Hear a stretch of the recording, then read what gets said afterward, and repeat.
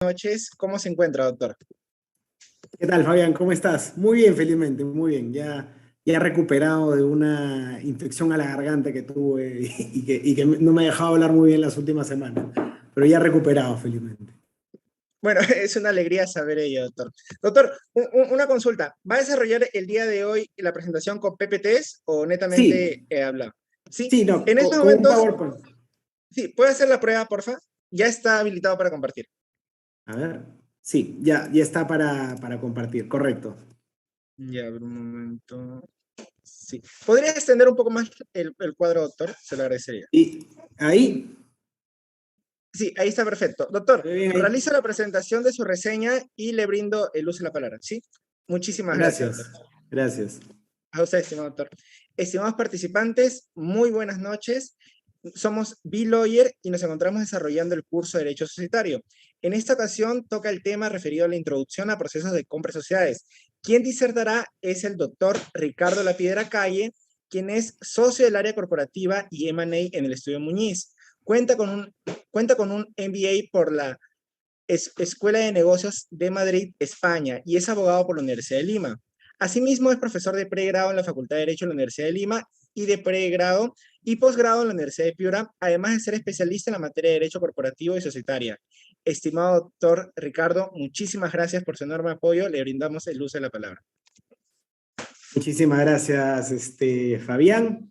Y buenas noches a todos en esta sesión, de la que en la próxima hora, en los próximos 50 minutos, vamos a hablar sobre un tema que me gusta hablar mucho a mí, que es la introducción a los procesos de M&A, los aspectos principales en el contrato de compraventa de una empresa. Siempre me centro en el contrato de compraventa de acciones, porque es la forma más común que se compran, en la que se adquieren empresas en Perú.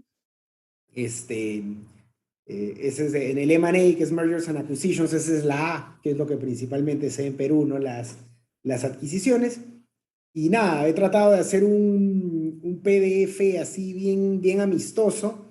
No vamos a tocar todos los puntos, pero la idea es que conceptualmente en unos 50 minutos, una hora, ustedes puedan tener ideas de las complejidades y las vicisitudes que puede traer negociar un contrato de compraventa de acciones de una empresa, tanto desde el punto de vista de los abogados como desde el punto de vista de los otros asesores, ¿no? Nosotros siempre lo vemos como desde la perspectiva de abogado, de cómo negociamos, de cuáles son las cláusulas importantes, pero en un proceso de M&A siempre hay temas adicionales que saltan y asesores adicionales que también tienen cosas que decir, ¿no? Tenemos banqueros de inversión, tenemos asesores financieros, tenemos gente operativa de las empresas, y sobre todas uno requiere input, ¿no? Un abogado nunca va a poder sacar solo un contrato de adquisición de acciones y de comprar una empresa si no tiene el soporte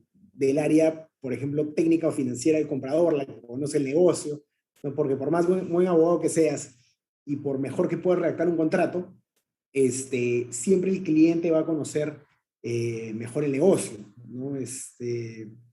Entonces son cosas importantes y es un proceso, les diría yo, casi que holístico, ¿no? Porque involucra todas las áreas de la empresa, todos los asesores. Entonces es bien interesante y cada proceso de M&A es un aprendizaje interesante, ¿no?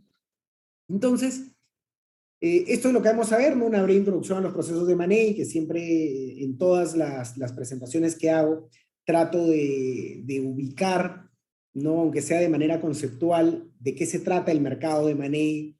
No todos tienen la chance de ver transacciones de M&A o han tenido la chance de ver transacciones de M&A. Entonces, al comienzo vamos a aterrizar de qué hablamos cuando hablamos de M&A. Eso va a fluir inmediatamente al siguiente punto.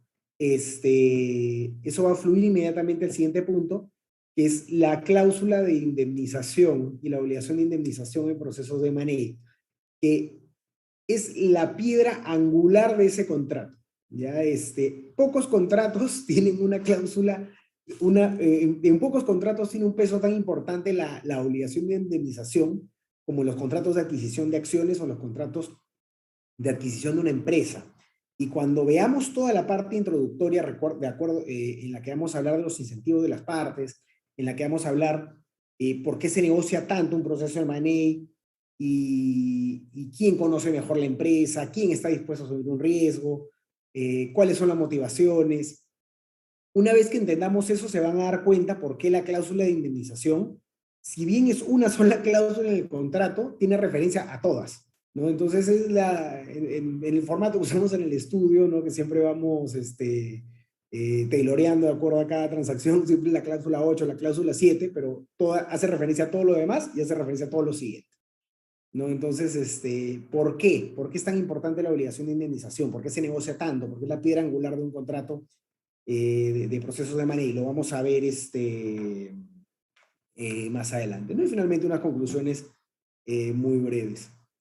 El que tenga alguna pregunta a la mitad de la exposición, lo que sea, Fabián, ya tú me dirás si está bien o cómo quieres manejarlo. Si quieren manejarlo con preguntas en el chat también en el medio, yo no tengo ningún inconveniente en ir respondiendo preguntas en el medio o algo que les pueda quedar alguna duda. O sea que si Fabián autoriza, siéntense libres de preguntar a mitad de la... Como guste, doctor, como guste. Pues siéntanse libres los participantes, cuando hay alguna duda o algo que quieran hablar, lo rebotamos así en tiempo real. Entonces, ¿de qué se trata el proceso de M&A? ¿No? M&A es fusiones y adquisiciones. Como he comentado en alguna ocasión anterior, fusiones es mergers, adquisiciones es acquisitions, de ahí viene el término M&A. Y en Perú principalmente se ve la E, ¿no? del M&A. La mayoría de adquisiciones, yo creo que un 90-95%, se refieren a adquisiciones de empresas, ya sea a través de adquisiciones de activos, a través de adquisiciones de acciones o a través de aumentos de capital vía contratos de inversión, ¿no? El merger, de fusionar a una empresa con otra, que los que tienen su curso de derecho societario en la cabeza se deben acordar de la ley de sociedades, ¿no? Cuando decía la fusión por incorporación, la fusión por absorción, ¿no? Esa fusión, ¿no? De que pues agarras a dos y una se constituye, o la absorbente absorbe a la absorbida, ¿no? A título universal, y se emiten acciones a los accionistas. Esa es la M, ¿ya? Y eso sí se ve en Estados Unidos. Hay varios merger agreements, y yo les diría principalmente en Estados Unidos y en países europeos. Pero a nivel sudamericano, sí la tendencia es que las adquisiciones o la mayor parte del M&A sea a través de adquisiciones de empresas, ¿no? Es raro que una adquisición se dé a través de una fusión, y si hay una fusión, usualmente es una obligación a realizarse al cierre o post-cierre, ¿no? De las partes, usualmente al cierre, pero no es lo usual, ¿no? Entonces, este mercado de fusiones y adquisiciones, ¿no? Que yo creo que es muy fácil de entender, ¿no? Fusión o una adquisición de una empresa cuando dos empresas se juntan, ¿no? Ya sea a través de una compra de acciones, se juntan bajo, digamos, el manto de un solo accionista, de un solo comprador, o de una sola empresa, de un solo grupo empresarial, ¿no? Entonces, ¿qué tan grande es este mercado? No podemos partir de esa parte, ¿no? ¿Qué tan grande es este mercado de M&A? ¿Es un mercado relevante para el público que está acá? Yo no sé si ya hay abogados graduados, ¿no? Que quieren a lo mejor entrar a ver M&A, o hay practicantes que quieren comenzar a ver M&A, ¿no? Y están en duda de, ¿hay trabajo, no hay trabajo? ¿Se han parado con las pandemias, no se han parado con la pandemia, ¿no? Entonces, acá yo voy a dejar que los números hablen, ¿no? Y de hecho estos son números pandémicos, porque si se dan cuenta, el 2020 ha sido el año donde se inició la pandemia, donde ha habido una incertidumbre importante, y la incertidumbre es pues el mayor enemigo de los procesos de fusiones y adquisiciones, y también de cualquier decisión financiera, ¿no? No vas a tomar una decisión financiera en un contexto de crisis de incertidumbre, ¿no? Estás en crisis, no vas a vender tu casa en incertidumbre, no vas a hacer no tomas decisiones importantes en incertidumbre, y es exactamente lo mismo para los procesos de M&A, ¿no? Entonces, ¿qué tantos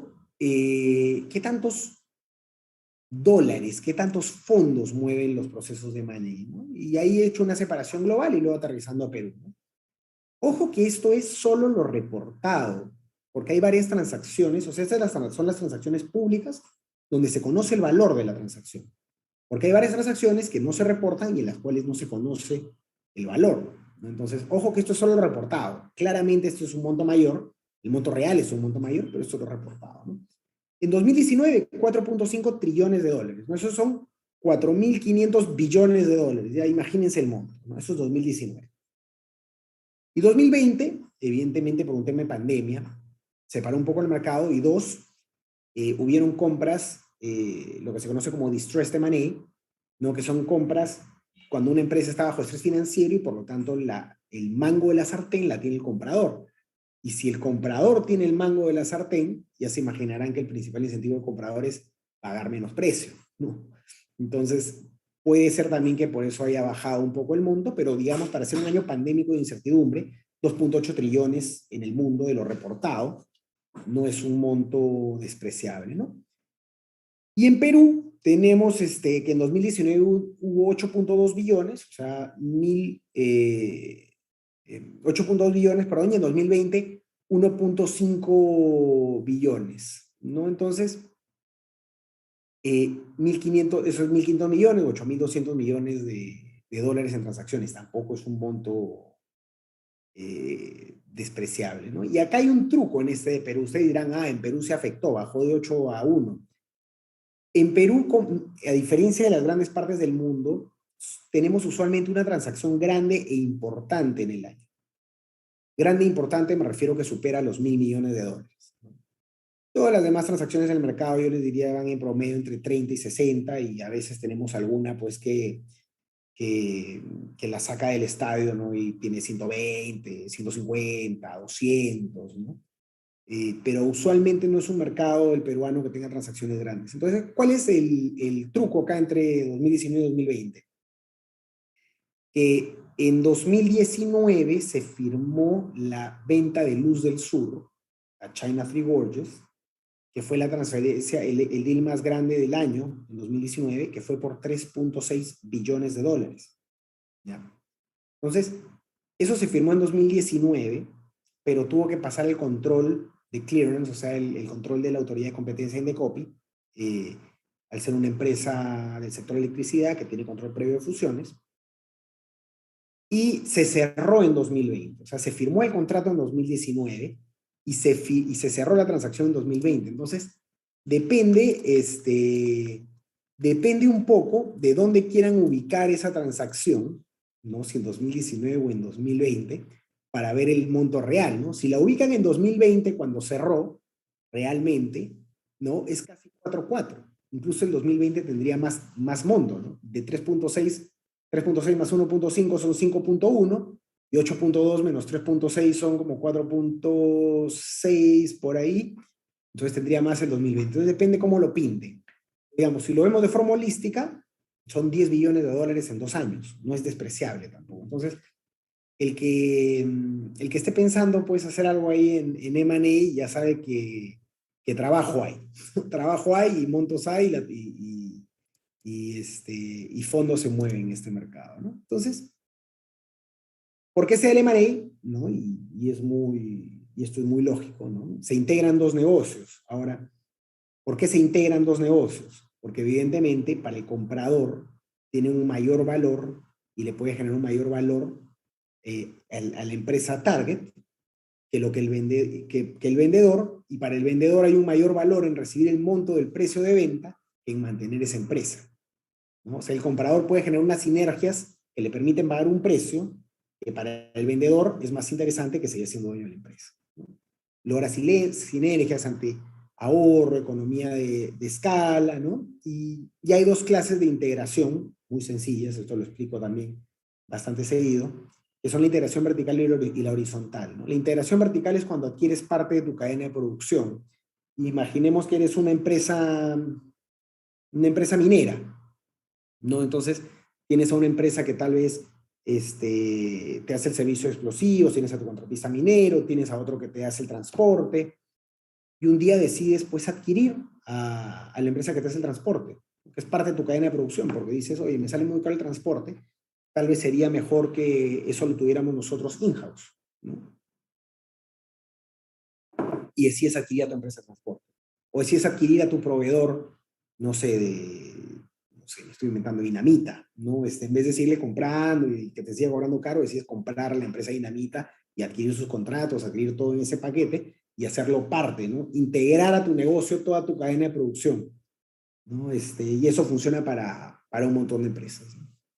Hay ejemplos varios, ¿no? El otro que siempre uso es el de las gaseosas, ¿no? O sea, tú eres una empresa de gaseosas y compras a tu embotelladora, o compras a la empresa que te vende el agua, o compras a tu distribuidor, ¿no? Entonces, porque echas pluma y te das cuenta que probablemente en el Excel del financiero tienes un retorno que en el tiempo es más atractivo que seguir teniendo esta empresa como un proveedor, ¿no? Y seguir pagándole cuando podrías hacerle hijos, ¿no?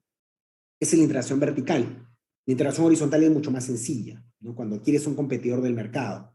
Entonces imaginemos pues a Volcan adquiriendo pues a Buenaventura, ¿no? Viceversa, a Monsanto adquiriendo a Bayer, a Coca-Cola adquiriendo a Pepsi, ¿no? No es que sean parte de sus cadenas de producción, ¿no? Simplemente es, me interesa mi competidor y o vas a seguir siendo mi competidor o te compro, prefiero comprar, ¿no?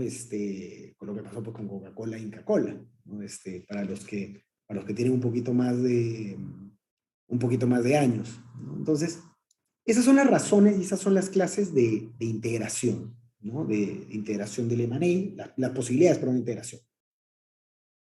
Entonces, tenemos una primera parte que ya hemos aterrizado, ¿no? Es un mercado que mueve bastantes montos a lo largo del mundo, es un mercado que se basa en la unión de empresas, en tomas de control, porque para el comprador es más eficiente que el vendedor, para el comprador hay un valor importante por el ahorro de costos, por las sinergias que puede generar con la empresa que compra, y al vendedor le interesa más esa plata en mano, porque para el vendedor, si le pagas el precio correcto, tiene un mayor valor tener esa plata, ponerla a rendir a 6% en un bono, e irse de vacaciones a Tulum, ¿no? A tal vez seguir manejando la empresa y seguirse estresando, ¿no? Y es así, o sea, a lo mejor el vendedor es una empresa familiar, ¿no? De una gaseosa y lo hace de forma más artesanal y viene Coca-Cola y dice, oye, me gusta tu receta, me gusta el mercado que tienes, te voy a comprar. Coca-Cola muy probablemente tenga procesos más sistematizados, más eficientes, más tecnología y va a hacer más eficiente esa empresa de gaseosas. A lo mejor el vendedor dice, gracias a Dios vino Coca-Cola porque ya estaba cansado de estar todo el tiempo ahí viendo cómo innovaba y cómo competía, ¿no? Gracias al cielo me ha comprado, he recibido $15 millones, retirado y retiré también a mi hijo. Toma, hijo, que hay $3 millones, tú también retira, hay 2 para tu nieto, ya retira a tu nieto, retira a mi nieto también, ¿no? Entonces, vámonos todos a Tulum a vivir. Entonces, puede pasar, hay incentivos cada parte tiene su propio incentivo, ¿no? Y hablando de incentivo de las partes, ¿cómo arranca esto de M&A, no? Tenemos el incentivo de varios actores, como les he dicho. Y muy probablemente ustedes se han estado imaginando cuando pensaban en un proceso de M&A a dos partes. Y that's it, ¿no? El comprador y el vendedor. Comprador el que compra la empresa, vendedor el que vende la empresa. Punto. Hay más manos que están en un proceso de M&A, pero ahorita vamos a llegar a eso, ¿no? Entonces, saquen sus sombreros, ¿no? Diferentes, ¿no? Y pónganse ahorita su sombrero de comprador. ¿Cuál es el incentivo de un comprador? No les digo una empresa, de un comprador cuando compra algo. ¿Qué quiere?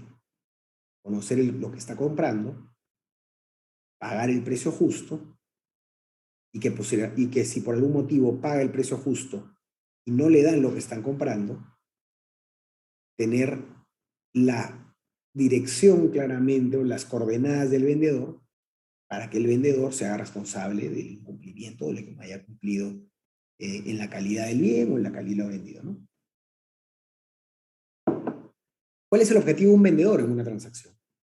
El vendedor quiere obtener el mejor precio siempre, ¿no? O alguien de acá nos está vendiendo unos lentes, ¿no? Y dice, los vendo a 100, ¿no? Y uno dice, te los vendo a 100, te los compro a 150. No, a 150 no te los vendo porque yo quería 100. Mi precio es 100, o me pagas 100 o no te los vendo. Posible, el vendedor si le ofrece 180, te lo va a vender a 180 y se te los puede vender a 500, se lo va a vender a 500. Tienes que encontrar al comprador que tenga ese valor. Tienen que encontrar al comprador para el cual los lentes tengan ese valor, ¿no? Entonces, miren qué sencillo ese análisis entre comprador y vendedor, ¿no? ¿Qué otra cosa tiene el vendedor, además del precio? Dense cuenta del antagonismo. Habíamos dicho que el comprador quiere pagar precio justo, el vendedor quiere cobrar lo más que se pueda. El comprador va a querer tener las coordenadas del vendedor, por si acaso, ¿no? Del producto, lo que sea, por si ha venido mal, ¿no? Cuando ustedes han comprado un PlayStation en Saga o unas zapatillas en Saga y compraron talla 9,5 y cuando las vieron, una era más grande que otra, ustedes saben que pueden ir a Saga con su ticket y cambiarla, ¿no? Y reclamar, ¿no? Entonces, saben perfectamente dónde está Saga, saben cuál es el procedimiento de reclamos, saben que compraron unas zapatillas 9,5 y saben que pueden ejecutar la garantía. Entonces, el comprador está tranquilo. El vendedor usualmente, ¿qué es lo que va a querer? El vendedor quiere soplarse todo este proceso de reclamación, tener 15 cosas abiertas, que te puedan devolver un producto. No hay forma, ¿no? El vendedor lo que quiere es darte el producto, el bien, las acciones, lo que esté vendiendo, y decir en la misma noche, ¿no? Casi, ¿no? Acá está, te lo vendo a Ciris, ¿no? Como está, tú eres un pata sofisticado, conoce los riesgos, aquí está. Y si es posible, te agarras un avión esa misma noche, ¿no? Y te vas a las Islas Griegas, ¿no? Te vas a Santorini, ¿no? Y ahí te ubicas ahí en un yate en Santorini, ¿no? Te vas a Dubrovnik en Croacia con los 30 millones de dólares que has vendido, te pones a tomar el sol y ya ni siquiera tienes el mismo celular que tenía el comprador, que le diste al comprador al momento de iniciar el deal. Miren eso, miren esos desincentivos, ¿no? O sea, digamos, perdón, esa desalineación de incentivos entre comprador y vendedor. Y luego tenemos asesores legales, y también tenemos asesores financieros, y tenemos a las gerencias de las empresas compradora y vendedora. Entonces, miren la cantidad de manos y la cantidad de intereses que hay, ¿no? El abogado de cada comprador, de cada vendedor, no sé si son varios vendedores, son varios compradores, si son comprador y vendedor, el abogado de una de las partes, va a pelear con uñas y dientes por los intereses de su cliente, ¿no? El asesor financiero va a buscar que se cierre el deal, va a tratar también de ser un facilitador del deal, pero el asesor financiero usualmente cobra un porcentaje del cierre de la transacción. Entonces, si bien es cierto, está interesado en cuidar los intereses de las partes, ¿no? Tal vez es el banquero que está poniendo pues al vendedor, a la empresa del vendedor en venta. El asesor financiero tiene un interés mucho mayor que el de los abogados a que cierre el deal, porque parte de su honorario está basado en que el deal efectivamente llegue a cerrar, ¿no? Entonces, miren ahí cómo otra vez hay intereses desalineados. Entonces, la pregunta es, ¿no? Ricardo, ¿y cómo se alinean estos intereses? ¿No? Esto parece, pues, un capítulo de La Rosa de Guadalupe, ¿no? Ahí, todos sufriendo, ¿no? Pidiendo que se les haga el milagro de que se cierre la transacción. ¿Cómo se alinean estos intereses? ¿Cómo se alinean estos incentivos? ¿No? Entonces, dense cuenta que lo inicial es que un comprador tiene que tener confort, tiene que sentirse cómodo con la empresa que está comprando. ¿Y cómo se siente cómodo un comprador con la empresa que está comprando? ¿Cómo se siente cómodo? Cuando la conoce, cuando recibe información, cuando sabe que no hay, cuando sabe que no hay riesgo, o hay poco riesgo, o se ha disminuido el riesgo, porque conoce lo que está comprando. Es diferente que yo les diga ahorita, les vendo por 100 soles mis lentes, y ustedes no saben cuáles son mis lentes, entonces no saben si me van a pagar 100 soles o no. Ya les vendo a 100 soles mis lentes. ¿No? Y tú le dices, está bien, ¿no? No está rayado, ¿no? Mira, no están rayados, ¿no? Ya yo sí pago 100 soles, ¿no? Mucha más convicción de pago de 100 soles viendo los lentes que a una convicción de pago si no estás viendo los lentes, ¿no? Entonces, inicialmente el comprador tiene que tener confort. ¿Y quién le tiene que dar confort al comprador?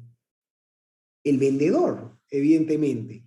¿Quién conoce la empresa? El vendedor es el que conoce más la empresa. ¿Cómo le da ese confort el comprador al vendedor? ¿No?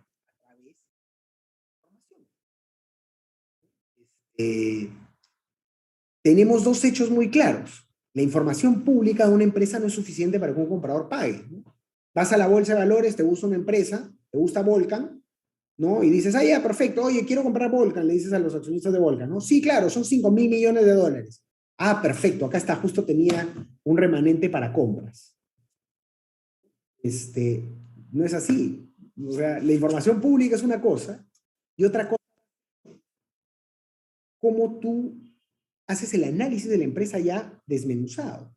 Entonces el comprador necesita información, el comprador es usualmente adverso al riesgo, ¿no? Entonces va a querer reducir ese riesgo a través de la entrega de información y de la revisión de la información.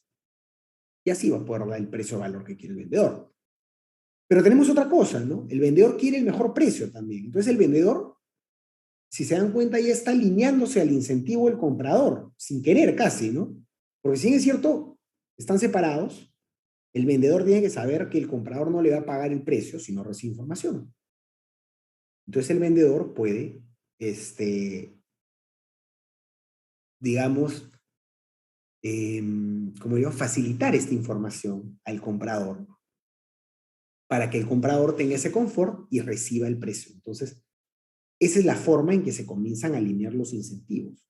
Mientras más confort el comprador tenga, mayor valor va a querer pagar. Mientras mayor valor vaya a querer pagar, más feliz va a estar el vendedor, ¿no? Entonces, ya comienza a tener un poco de sentido. Entonces, ¿cómo recibe el comprador esta información? A través de un proceso que se llama due diligence o debida diligencia, ¿no? Este due diligence abarca desde temas legales, temas financieros, temas contables, temas operativos. Olvídense la cantidad de revisión que se hace en la empresa, ¿no? Y evidentemente el vendedor ahí tratará de cubrir cualquier fuga de información o a través de un documento preliminar que incluirá pues, los términos y la hoja de ruta de la transacción a llevarse a cabo. Y dentro de eso tendrá pues una cláusula gorda de confidencialidad que sea lo suficientemente disuasiva para que un comprador tenga pues el criterio de cuidarle bien la información que le está proporcionando el comprador, el vendedor, ¿no? ¿Qué se revisa en un due diligence? Una ligera lista, ¿no? Los que han tenido el martirio, ¿no?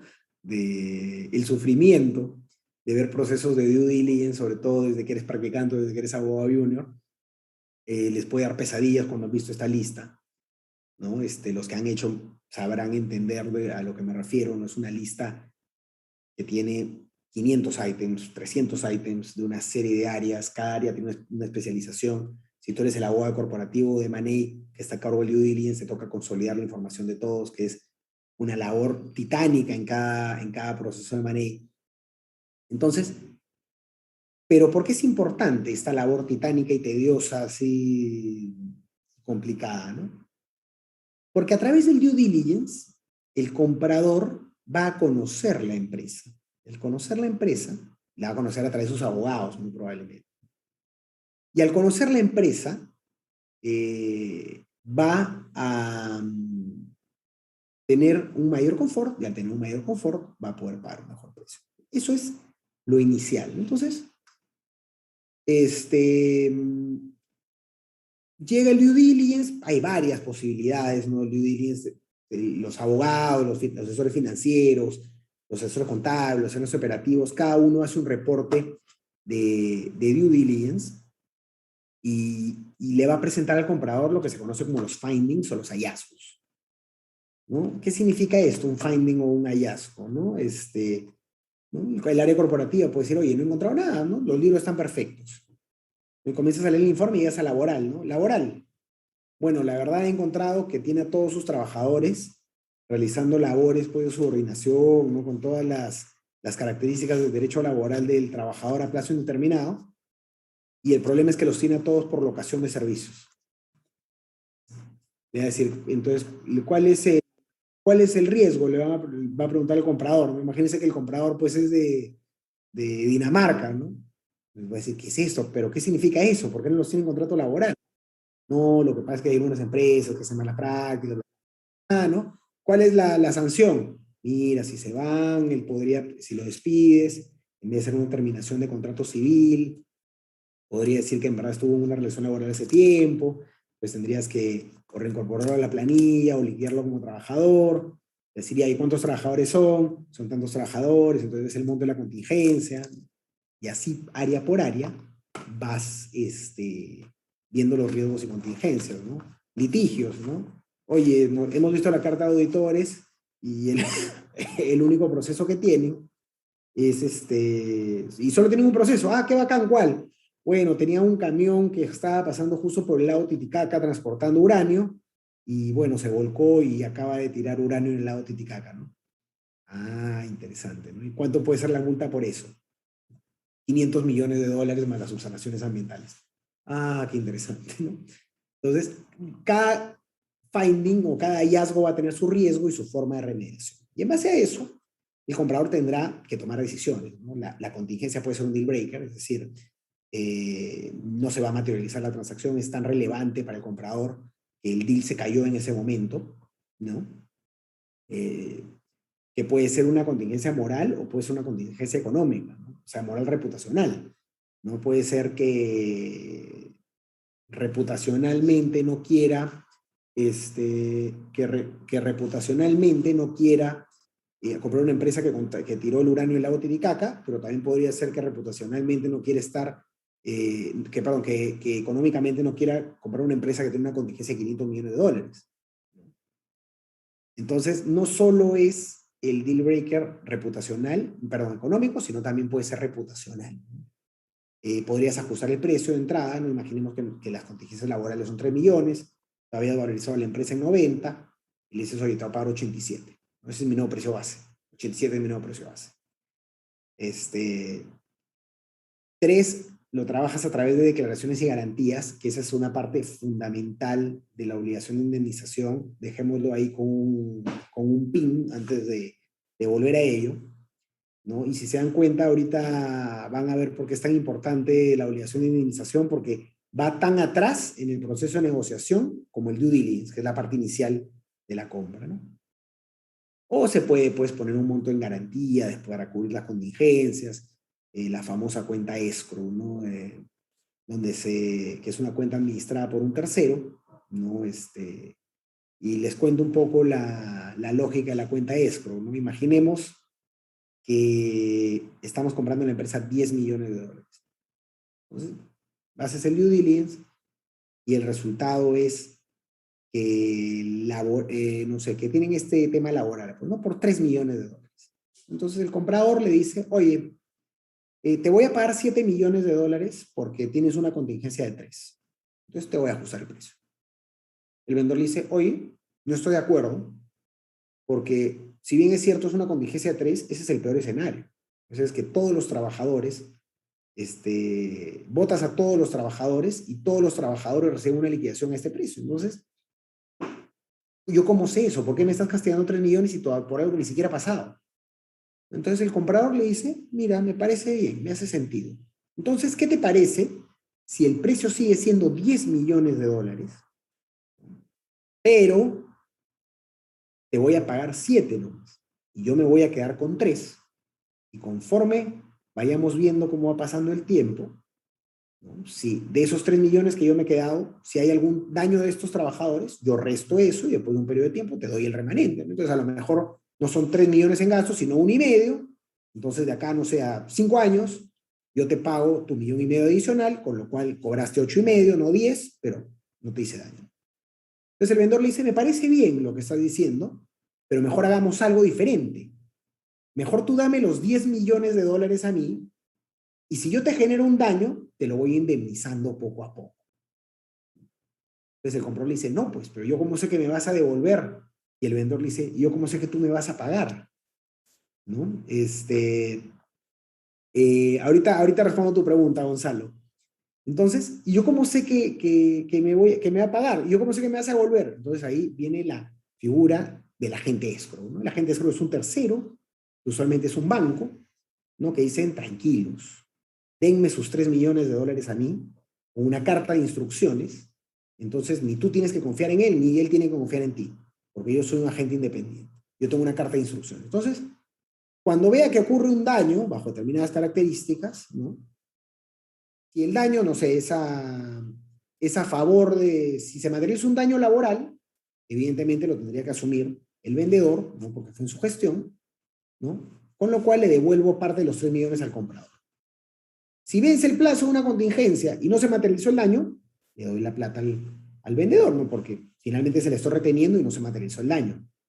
Entonces, comienzas a repartir el agente escrow y las partes en principio están más tranquilas porque el vendedor sabe que no depende de la buena fe del comprador para pagarle y el comprador sabe que no depende de la buena fe del vendedor para que le devuelva, ¿no? Entonces, ese es el monto escrow, ¿no? Entonces, a veces las contingencias se ponen, el monto adicional se pone en cuentas escrow, ¿no? Gonzalo pregunta, ¿se pueden prevenir riesgos contractuales con solo la realización del due diligence? Absolutamente no. No se pueden prevenir solo con el due diligence y precisamente por eso se pacta esta obligación de indemnización, que incluye más bien la cobertura de aspectos que no están revisados en el due diligence o sobre los cuales han quedado dudas en el due diligence o que no hay suficiente información en el due diligence. Ahorita vamos a ver eso. Entonces, imaginemos pues que todo bien, no hay deal breakers, no han llegado a un acuerdo, dijeron ya, mire, esto acá lo laboral, va para acá, no te preocupes, lo ponemos en una cuenta de esto, sigamos adelante con la compra. Sigamos adelante con la compra. Y llegamos a la cláusula de obligación de indemnización. Ya le digo la 8, la 7, ¿no? Yo les digo en el modelo que me gusta utilizar. Las cláusulas anteriores, vas a tener el objeto del contrato, las definiciones, hay 30 páginas para arriba de definiciones, ¿no? Y vas a tener las cosas que tienen que ocurrir para el cierre, probablemente la cláusula 2, el cierre simultáneo, condiciones precedentes, bla, bla. La cláusula 3, 4 y 5, probablemente, sean las declaraciones y garantías. Entonces, para que vean cómo vamos llenando ese gap hasta llegar a la obligación de indemnización. ¿Ya? Entonces, ¿qué son las declaraciones y garantías? Y antes de entrar a eso, vamos a decirlo, están dentro de los conceptos indemnizables, ¿no? ¿Por qué concepto se indemniza en un contrato de compraventa de una empresa, compraventa de acciones? ¿Ya? Y acá tenemos dos regímenes. Primero el general y el especial. Vamos a explicar el general porque el especial, la única gracia que tiene es que no se le aplica ninguna limitación del general. El régimen especial es una indemnización especial para daños, o para contingencias, que son tan posibles, tan factibles de ocurrir, que casi que ya están en el pasivo de la empresa, ¿no? Casi que el contador ya está con el lapicero al día del cierre de la transacción, buscando apuntarla, ¿no? Entonces, esas son las indemnizaciones especiales. ¿El régimen general qué dice? El régimen general habla de 3 conceptos claves de indemnización. Declaraciones y garantías, o sea, incorrección de declaraciones garantías, falsedad, perdón, de declaraciones y garantías. Incumplimiento de obligaciones, que nosotros le ponemos en bonito covenants, pero en verdad son obligaciones. Por dolo y fraude, y si estamos en ley peruana, por culpa inexcusable, porque ya discurso de responsabilidad civil, ya saben que no te puedes no puedes eximir responsabilidad por culpa inexcusable, ¿no? 1328 el Código Civil, me parece que era.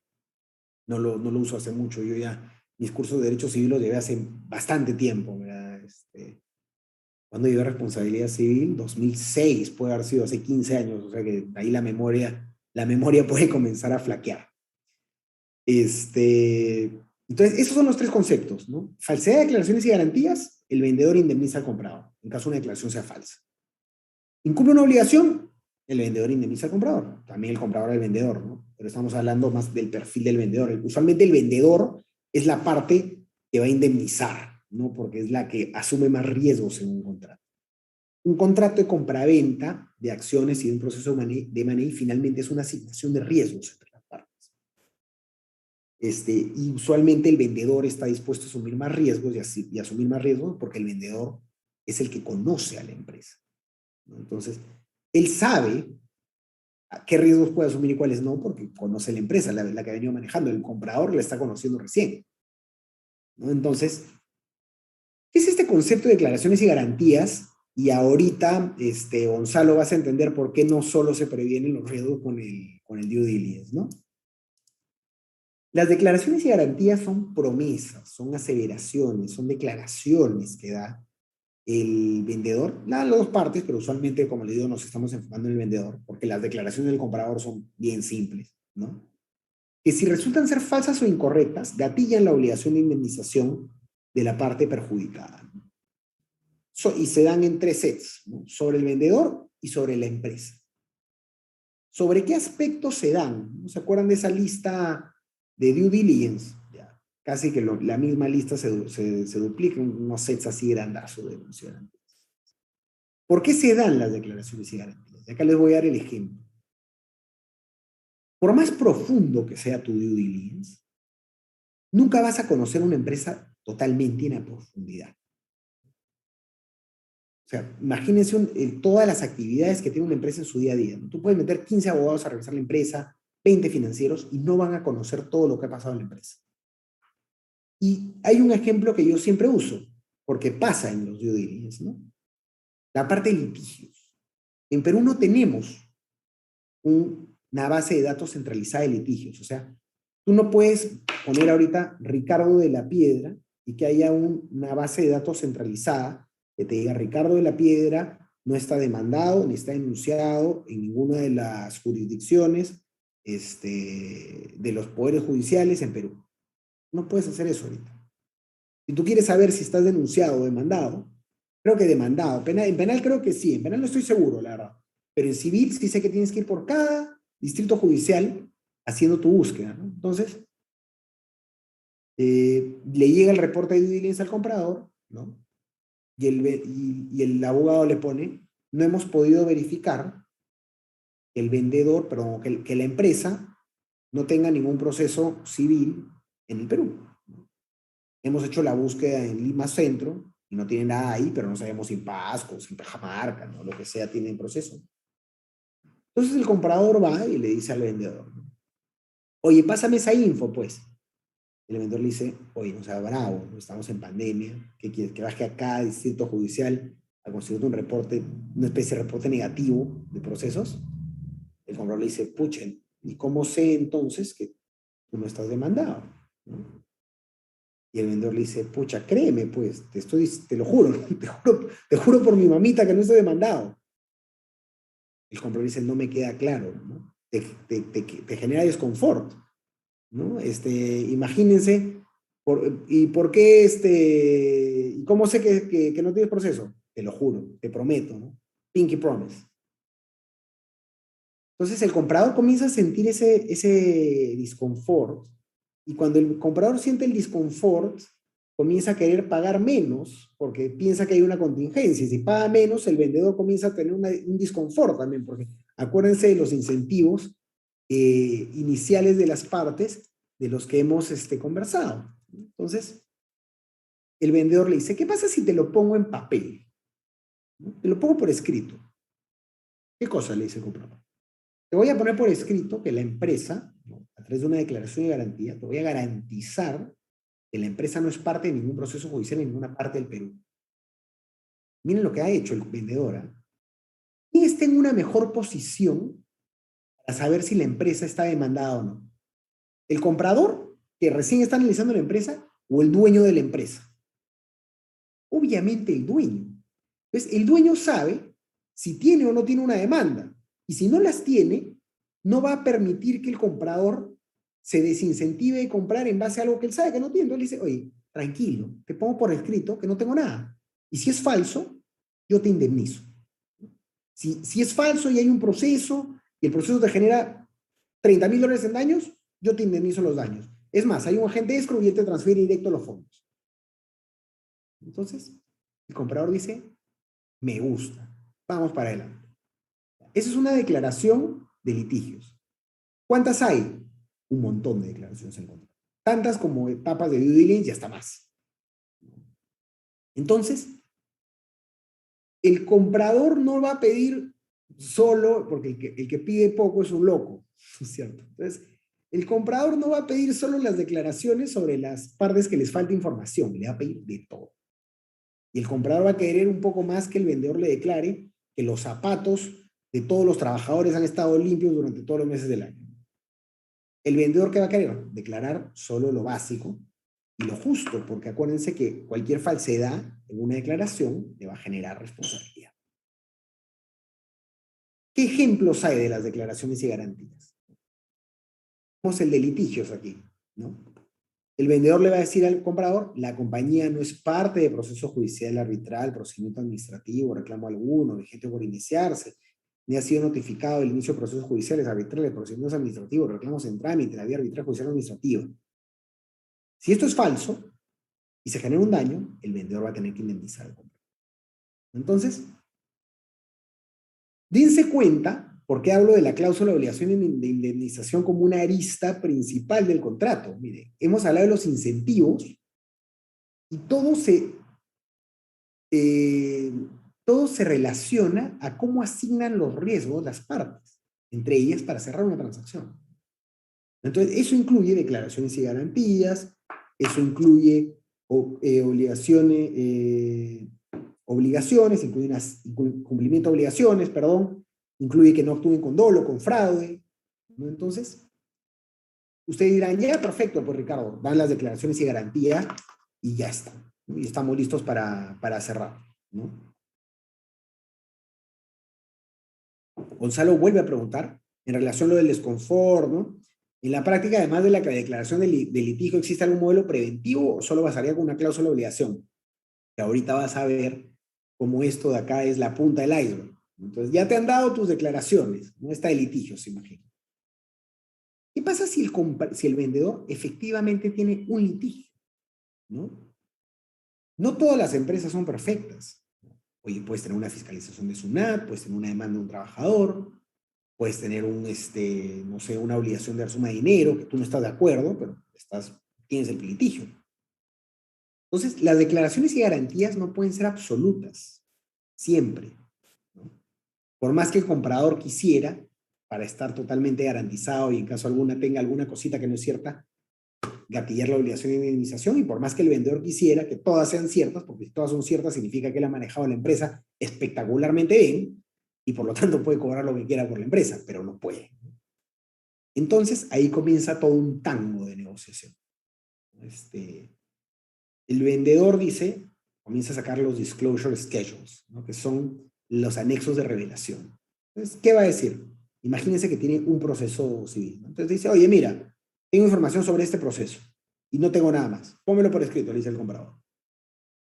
Salvo por el proceso de obligación de dar suma de dinero descrito en la cláusula tal, y ahí viene toda la declaración de litigios. Entonces, ¿qué significa eso? Que la declaración ya no es falsa, porque estás declarando que sí tienes un proceso y que salvo ese, no hay otra más. Ahora, ¿qué pasa si hay un daño en ese proceso que tú has revelado? ¿Se asume o no se asume? ¿Quién lo asume? Depende cómo las partes asignen el riesgo, ¿no? El vendedor dirá, te lo he declarado, estás comprando, es tu roche, es tu tema, tú estás comprando, eres un sofisticado. El comprador dirá, oye, tú me lo estás declarando solo para no incumplir con tu rep desde que firmas el contrato, pero si hay daño, y es tu administración, así que lo asumes tú. ¿Quién va a ganar? El que tenga la sartén por el mango, ¿no? Si es un mercado de compradores, si es un mercado de vendedores, qué interés tiene el comprador, qué interés tiene el vendedor. No está escrito en piedra quién responde por eso. Otra cosa, calificadores, ¿no? El vendedor va a tratar de calificar sus declaraciones, ¿no? Entonces, imagínense esta declaración, por ejemplo, de laboral, ¿no? el comprador le va a poner, la compañía cumplió en todos los aspectos con sus obligaciones bajo la ley aplicable con respecto a sus trabajadores. Fuerte, ¿no? Fuerte una declaración, ¿no? Que una compañía te diga he cumplido con todo, ¿no? Al 100%, y si encuentran pues que se pasó un día de vacaciones en algún momento, deja de ser verdadero esto. La compañía ha pagado íntegramente todas las remuneraciones y beneficios a los que tienen, así como todos los pagos realizados por ley. Uy, si una participación de trabajadores se le pasó un día. Entonces, el vendedor, perdón, va a tratar usualmente de incluir calificadores, ¿no? Calificadores son razonablemente, sustancialmente, a conocimiento de los vendedores, materialmente, sustancialmente, como dije al comienzo. Va a tratar de poner esas palabritas en las declaraciones para que no sean tan duras contra él y más bien haya una ambigüedad, ¿no? Imagínense esa declaración laboral que acabamos de leer con calificadores, ¿no? A conocimiento de los vendedores, le ponemos al comienzo, ¿no? A conocimiento de los vendedores, la compañía ha cumplido materialmente en todos los aspectos con sus obligaciones bajo la ley aplicable, bla, bla, bla. Le hemos metido dos, a conocimiento y materialmente. Imagínense que el comprador compra la empresa y a los 6 meses se encuentra pues que en verdad tenía 3 patas o 3 trabajadores que eran locadores y debían ser trabajadores, ¿no? Y que había una persona que se le vacación. Entonces el comprador con toda razón le dice, oye, vendedor, me has incumplido un rep, indemnízame, por favor. Y el vendedor le dice, espera, antes de indemnizarte, dice ahí a conocimiento de los vendedores, yo no conocía esto. ¿Cómo que no conocías esto? Tú tenías que conocer esto. No, no conocía esto. Entonces, miren, comienzan a discutir no sobre el fondo primero, sino sobre el conocimiento que tenía el vendedor. A conocimiento de los vendedores. Oye, tú tenías que conocer, tú también eras gerente. No, yo no tenía por qué conocer porque yo trabajaba los miércoles y estoy los jueves. Enfrasca según la primera discusión. Ha cumplido en todos los aspectos materiales, ¿no? Se llega a la conclusión que el vendedor tenía que conocer. Y lo dice, oye, pero es un trabajador menor, o sea, no es material. Oye, ¿cómo no va a ser material? No es material, y ahí dice que es en todos los aspectos materiales. Para mí esto no es material. Oye, que sí es material. Otra vez te enfrascas en una discusión previa, y luego que termina de discutir si es material o no, recién entras a ver si se cumplió o no. Pues, ¿qué está haciendo el vendedor con el calificador? Te está poniendo escaleritas, ¿no? Para que no puedas cobrar a tiempo. Entonces, el vendedor usualmente va a tratar de calificar sus declaraciones para que sea más difícil o tengas un double step como comprador para cobrar. Y contra eso el comprador tendrá y tratará de aplicar su materiality scrape, que es una cláusula que lo que dice es, oye, vendedor, pon todas las declaraciones, pon todos los calificadores que quieras en tu rep, en tu declaración, en tu representación. Pero cuando se aplique la obligación de indemnización, yo lo voy a leer como si no dijeran nada, limpios, limpiecitos. Entonces, ahí ya va a depender de la habilidad del comprador para incluir eso en el contrato, o comenzar a que el vendedor lo haga, ¿no? O hacer que el vendedor esté contento simplemente poniendo calificadores y no se dé cuenta en la obligación de indemnización, que están ahí por las puras, porque cuando hay un incumplimiento lo va a salir limpio, ¿no? Entonces, esos son unos ejemplos de los reps, yo les diría que es donde principalmente se gatillan las indemnizaciones en el contrato. Pero dense cuenta que importante, y por eso le digo que la piedra angular es la obligación de indemnización, porque gira por toda la empresa esto, y gira desde el due diligence hasta el contrato, y va a tocar cada uno de los aspectos o de las áreas de la empresa. Entonces, hay que estar muy atento a esta negociación de declaraciones y garantías. Ustedes dirán, qué pesadez. Y sí, y es más pesado todavía. Porque en paralelo, ¿no? Tienes que negociar, bueno, estas son las obligaciones, esto es muy sencillo, esto entiéndalo como que se indemniza si incumples alguna obligación, eso es muy típico contractualmente, no es motivo de la exposición entrar a ver qué tipo de obligaciones, pero pueden ser las obligaciones típicas de esta clase de contratos como no competencia, no contratación, confidencialidad, cooperación para obtener cosas, ¿no? Entonces, este es el segundo concepto. Pero centrémonos en las declaraciones, que es lo más importante. Entre que negocias todas estas páginas, de cláusulas, ¿no? Vas a ir negociando la cláusula de obligación de indemnización, la real, ¿no? Porque la declaraciones y garantías no es la cláusula de obligación de indemnización, es la cláusula de declaraciones y garantías. La que te dice qué pasa si incumples y por cuánto tiempo vas a estar este sujeto con esta espada colgando, es la cláusula de obligación de indemnización. Y ahí es otro baile. Ese es otro baile. Si el otro era un tango, esto es una bachata, ¿no? Y van sonando en paralelo, entonces te mezclan en las orejas, ¿no? Entonces, la obligación de indemnización, no ya hemos dicho cuáles son los conceptos, pero ¿qué es lo que va a tratar de hacer el vendedor? Así como trata de meter el calificador y el comprador tiene que estar atento a eso, va a tratar de poner restricciones a esta cláusula, que no sea tan abierta. Entonces va a tratar de pactar un cap de entrada. Va a decir, esta transacción es de 20 millones de dólares, ¿no? Sí. Bueno, mi responsabilidad máxima quiero que sea 1 millón, va a decir el vendedor. Oye, pero ¿y si hay daños por 3? No respondo. No respondo.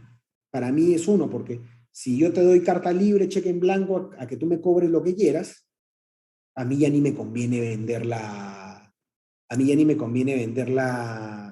empresa, ¿no? Entonces ya no me conviene ni vender la empresa.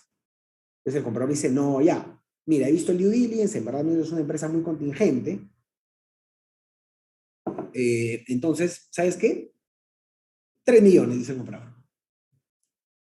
2 te doy, dice el vendedor. El máximo de indemnización, o sea, lo máximo que yo te voy a pagar en indemnizaciones es 2. Ok, 2.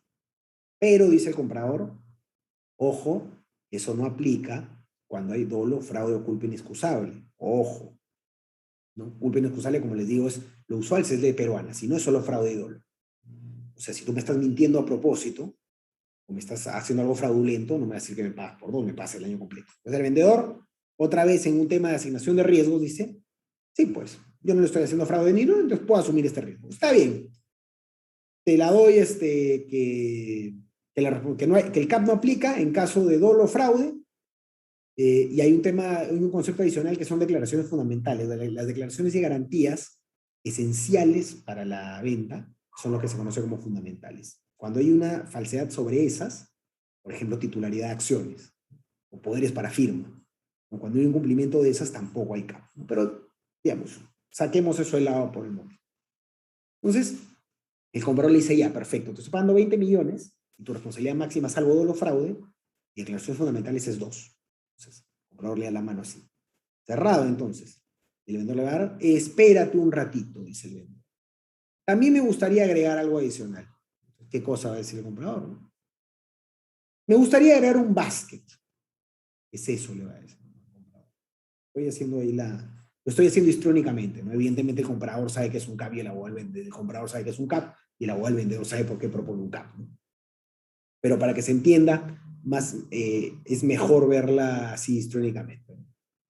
Es el basket, ¿no? Entonces el vendedor le va a decir, mira, está bien que tenemos 2 millones, ¿no?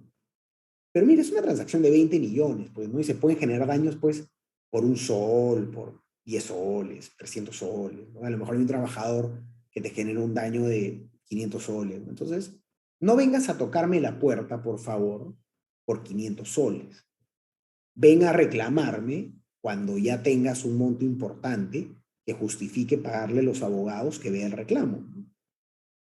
Eso es lo que se conoce como un basket y el concepto es súper autoexplicativo, ¿no? Vas metiendo, basket es una canasta, pues vas metiendo reclamos en la canasta y una vez que la canasta está llena, el monto del basket, que puede ser, imagínense, $200,000. Una vez que llegas a $200,000, puedes venir a reclamar. El comprador le dice, 100,000, pues, ¿no? 150, 125, ya hago un monto, 125. Entonces, perfecto. Entonces, lo máximo que me vas a pagar, salvo los fraudes fundamentales, 2 millones. Y recién te voy a poder venir a reclamar cuando acumulemos $125,000. Sí, sí, ya está bien. Entonces el comprador dice, ya estamos, ¿no? Un ratito, le dice el vendedor. Hay otra cláusula que me gustaría agregar. ¿Cuál? Un de minimis o un mini basket, que también se conoce así. ¿Qué es eso? En la canasta, dices, ¿te acuerdas que estabas metiendo todos tus reclamos en la canasta? Sí. Vamos a ponerle un filtro a esa canasta. Vamos a ponerle una especie de mica a esa canasta. Tampoco pues esa canasta puede recibir monedas de 10 céntimos, ¿no? Es un ferro, ¿no? Así, no. Nosotros somos gente sofisticada, gente grande, 20 millones de dólares, no vas a meter pues 100 soles de reclamo ahí, no es ni analizarlo. Entonces, para que reclamos entren a esa canasta, para que un reclamo sea elegible entrar a esa canasta, tiene que ser al menos de $10,000. O sea, cualquier cosa menos de $10,000 es gratis para ti. La sumo yo, efectivamente. Entonces que sean 5. 5 se dan la mano. Y ahí sí se dan la mano, ¿no? Entonces, ese mini básquet es así como el VIP de la discoteca, ¿no? Que dice, pasa, pasa, tú no pasas, ¿no? ¿Y cuál es el criterio del VIP de la discoteca o del filtro de la mica de la canasta? Monto. Los reclamos chiquitos no pasan, no suman para el básquet. Y los reclamos a partir del threshold que se ponga, sí cuentan para el básquet. Y hay una discusión final, ¿no? Que es, hoy, una vez que llegas al básquet, ¿no? Imagínate, acumulas reclamos por $125,100, ¿no? Pasa $100 el reclamo. ¿Cobras 125,100 o cobras 100? No hay regla. Eso es lo que se conoce como si el básquet, una vez que se llega al básquet, se paga desde el primer dólar o el básquet actúa como deducible. No hay regla tampoco. Va a depender de lo que negocien las partes. Evidentemente, si el básquet es deducible, va a ser más bajo, o se va a buscar que sea más bajo. Si es desde el primer dólar, va a buscar tal vez que sea más alto, ¿no? Porque si es deducible, es plata que se regala. Entonces, miren todo lo que se negocia acá, mientras van negociando las declaraciones y garantías, mientras van negociando las obligaciones. Ustedes dirán, qué tal chamba, ¿no? Pesado, ¿no? ¿Qué está faltando? Plazo. ¿Cuánto tiempo voy a responder? Otra negociación, ¿no? Oye, que la laboral tanto, que la tributaria tanto, está tanto, 1224, esta prescripción, ya depende también de cada transacción. Y en paralelo, vas negociando qué monto está en escrow, cuánto se libera y en qué momento, ¿no? Y vas negociando también tu contrato de escrow, ¿no? Entonces, ya se imaginarán por qué les digo que la cláusula de obligación de indemnización es la más importante, es la que te mantiene el valor de la empresa, tanto para el comprador como el valor de la venta para el vendedor. Si un vendedor negocia mal su obligación de indemnización, puede vender por 500 millones y estar totalmente desamparado en caso hayan reclamos y puede terminar pagando 700 en daños, ¿no? A lo mejor hay otro que cobra 400, pero está totalmente cubierto y sabe que por más de 20 millones no va a asumir. Entonces, miren la importancia de estar bien asesorado en estas cláusulas. Y para terminar, me he pasado ahí creo que unos minutitos, así que ahí les pido perdón. El proceso de money, como les he dicho, finalmente constituye una asignación de riesgos entre las partes. Es un negocio en marcha y las partes tienen que tienen que definir quién asume qué riesgo. Usualmente el vendedor va a saber qué riesgos asume y cuáles no, porque está en mejor posición de negociar, porque conoce mejor la empresa. Pero a la vez tiene el incentivo de que mientras mayor información dé y mientras más declaraciones dé, el comprador va a estar más cómodo y va a poder pagar un precio mayor, ¿no? Para eso es importante el due diligence y el flujo de la información.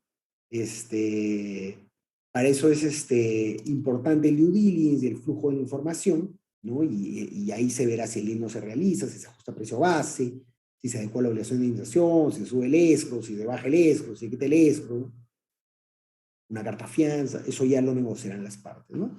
Y como les digo, la cláusula principal, la de obligación de indemnización, pues, regulará los términos y condiciones y también dependerá del mercado en el que estemos, ¿no? Si un mercado de compradores o de vendedores, y de qué tan pesada o qué tanto peso, no qué tan pesada, perdón, qué tanto peso tenga una parte en la negociación, ¿no?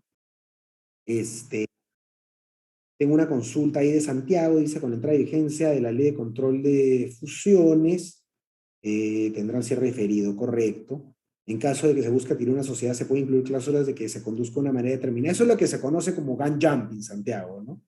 Y ahí hay que hilar con mucho cuidado, ¿no? Dice, ¿ser esto posible se puede sancionar? Sí se puede sancionar, ¿no? O sea, lo que busca la cláusula de control, le voy a dar un poquito de contexto a la consulta que hace Santiago, ¿no? Acá entra en vigencia la norma de control de fusiones y de adquisiciones, norma de concentraciones empresariales, o para evitar las concentraciones empresariales, no sé cómo es el nombre, todo el mundo lo conoce como la ley del control previo, ¿no? Entonces, Perú era uno de los pocos países del mundo que no tenía control previo.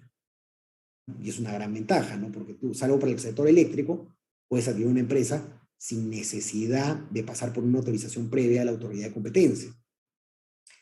Se estableció esta norma y entonces ahora determinadas transacciones que superen un par de umbrales conjuntos, en activo o en ventas, van a tener que pasar por una autorización de Indecopi para cerrar. ¿Cómo se cierra una transacción de esta naturaleza? Se firma y se pone una condición precedente para el cierre que dice que Indecopi pues autorice la transacción. Si no la autoriza, no hay cierre, y si la autoriza ya está todo pactado y simplemente se cierra. ¿Por dónde va la pregunta de Santiago? ¿No? ¿Qué pasa en ese periodo interino? Que es lo que se conoce como el periodo interino entre fecha firme y fecha de cierre. Ya hay un contrato firmado y una obligación de que una vez que se cumplan las condiciones precedentes, el comprador tiene que comprar, el vendedor tiene que vender. Hay una obligación firme. No se ha cerrado. Piensen en la condición precedente como una condición suspensiva. No se ha cerrado. El comprador, ¿qué va a decir? Oye, vendedor, el interés, no me toques mucho la empresa, porque he hecho mi due diligence. Pues yo ya sé cómo estás y en esas condiciones es que he decidido comprarte. Entonces, no me toques mucho la empresa, por favor, no me desordenen la casa que ya la vi y así la quiero comprar. Entonces, no hagas nada salvo tu curso ordinario. El vendedor, ¿qué va a decir? Oye, un ratito, hemos firmado, estamos comprometidos y todo, pero tú no me has pagado un sol. Y yo no sé si Indecopi da la autorización. Y si Indecopi no da la autorización, yo no voy a estar 2, 3, 4 meses, 6 meses, manejándome así pues de puntitas, con zapatitos de cristal, sin hacer nada porque tú quieres que esté así. Yo voy a seguir manejando mi negocio en mi mejor criterio. Comprador, ya, pues, pero tampoco tomes un financiamiento de $500 millones, ¿no? ¿Por qué no? Negociación. Entonces, usualmente se pactan en una transacción fuera de control de fusiones, se pactan ciertas restricciones cuando hay un cierre diferido de las cosas que se pueden y de las cosas que no se pueden hacer entre el periodo de cierre. ¿Cuál es la pregunta de Santiago? Oye, ¿y qué pasa si este periodo interino es tan regulado y casi el comprador ya tomó control de la empresa antes de que la autoridad dé la autorización? ¿No? Oye, para hacer algo me tienes que consultar, para hacer esto me tienes que consultar, no puedes nombrar ningún nuevo gerente. Es más, ya antes del cierre ya nombras como gerente a un pata vinculado a los compradores. ¿Eso se puede sancionar o no? Y la respuesta es que sí. La respuesta es que sí. Eso es lo que se conoce como gun jumping, saltarte el procedimiento y ya tomar control sin haber tomado control, sin haber cerrado. Y está sancionado en todas partes del mundo. Ahora, ¿cómo ves el gun jumping y cómo lo identificas? Eso es otro tema, ¿no? ¿Cuál es la línea en que ya es gun jumping y cuál no es gun jumping? ¿Cuál es la línea en que estás cerrando sin cerrar? O sea, el que ya estás actuando como cerrado sin haber cerrado y cuál no. Investigación de Indecopi. Pero más o menos por ahí he tratado de darle contexto a la pregunta de Santiago ahí en términos un poco más simples para que todos entiendan. Stephanie pregunta, doctor, ¿de alguna manera la ley de control dilata los procesos de money? Los dilata, claramente, ¿no? Porque hay transacciones que podrían cerrar en cierre simultáneo y ahora van a cerrar con cierre diferido, porque tienes como condición precedente que Indecopi te la apruebe. Y vas a tener toda una nueva regulación, además, en estos contratos, porque ¿quién va a asumir el riesgo si no se cierra? ¿Quién va a asumir el riesgo, por ejemplo, si no estás en los umbrales? Pero esta ley, por ejemplo, dice que así no estés en los umbrales y Indecopi o la Secretaría de Indecopi, me parece, puede ir a verificar transacciones. Yo no he criticado mucho la norma pues para ser políticamente correcto, pero es grave o sea, o pasas los umbrales o no pasas los umbrales.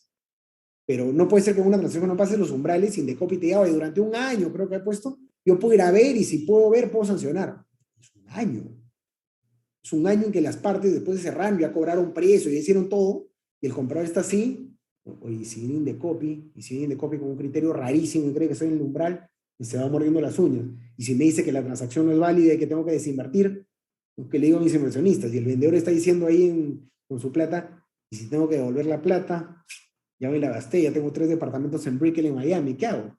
Y también mordiéndose las uñas. Entonces, te dilata porque tienes que negociar más esas cláusulas, te dilata porque tienes que esperar una autorización de copy. Es favorable, y esto ya es una opinión personal, es una opinión propia, Eh, a mí no me gustan las cláusulas de control de fusiones, me parecen es el Estado tratando de jugar a Nostradamus, ¿no? Y decir, esta fusión va a afectar la competencia, la tengo que autorizar, ¿no? Con mi martillo, ¿no? Yo autorizo, y finalmente es una persona que está atrás de una computadora, de un escritorio, y tienes una norma que ya te sanciona cualquier tratamiento, cualquier comportamiento, perdón, anticompetitivo. Entonces, para mí era totalmente innecesaria la norma. O sea, ¿por qué sancionas a alguien como está abusando de una posición de dominio o va a malograr la competencia cuando todavía no ha hecho nada?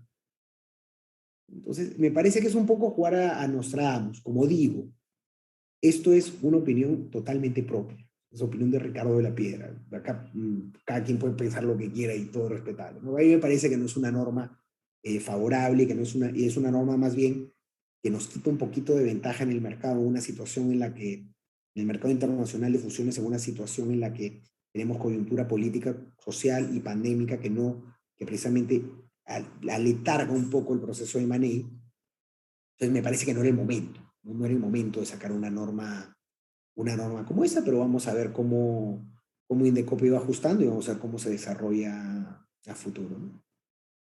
Espero, Stephanie, que haya estado claro, y también Santiago, espero que haya estado claro, ¿no? Creo que no hay más preguntas, Fabián. Yo he hecho hoy día de expositor, de cuestionario, yo me he presentado las preguntas, he respondido y he hecho todo. Muchísimas gracias, estimado doctor, por responder las preguntas. Sí, efectivamente, esas han sido todas. Ante ello, muchísimas gracias por desarrollar el tema referido a la introducción a procesos de compra de sociedades. Ha sido todo un placer contar con su presencia y contar con todo su apoyo desde hace años. Muchísimas gracias, estimado doctor. Siempre es un halago poder escucharlo y aprender de usted en cada clase. Muchas No, gracias no, por todo. encantado. Encantado, Fabián, encantado para todos. Uy, una pregunta no es, está bien grande. Sí, bueno, antes de cerrar. Ya esa, John, mándame un correo, por favor, esa la factura de tarifa horaria. Nos vemos, muchachos, tengo que pasar a otra cosa. Que Hasta luego, doctor. Muchísimas por gracias la por todo. invitación. Gracias a todos por escucharme. Nos vemos. Chao, Cuídense, chao. doctor. Estimados esto ha sido todo por hoy. El día de mañana la sesión referida a disolución y liquidación por parte del doctor Joe Navarrete va a ser trasladada para la siguiente semana. Sí, la sesión del día viernes, que va a disertar el doctor Ricardo Beaumont, se mantiene. La sesión del día sábado, que va a ser disertada a las 4 de la tarde por el doctor Conde Granados, también se mantiene. La del doctor Joe Navarrete sí se mueve para la siguiente semana. Sí, hemos puesto un mensaje en el chat referido al curso de Derecho Administrativo. Para quien se anime, puede escribirnos al interno. Y eso sería todo por hoy. Muchísimas gracias con todos. Nos vemos el día viernes. Hasta luego.